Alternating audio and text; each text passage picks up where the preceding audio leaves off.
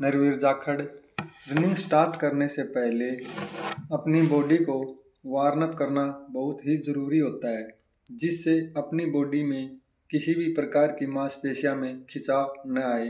आज मैं आपको बताता हूँ रनिंग स्टार्ट करने से पहले बेस्ट एक्सरसाइज, जिससे अपनी बॉडी पूरी तरह से वार्म अप हो जाए और उसके बाद अगर अपन दौड़ स्टार्ट करते हैं तो अपन को दौड़ में और अपनी बॉडी में बहुत इम्प्रूवमेंट मिलेगा, जिससे अपनी मांसपेशियों में किसी भी प्रकार का खिंचाव नहीं आएगा और दौड़ अच्छी तरह से कर पाएंगे।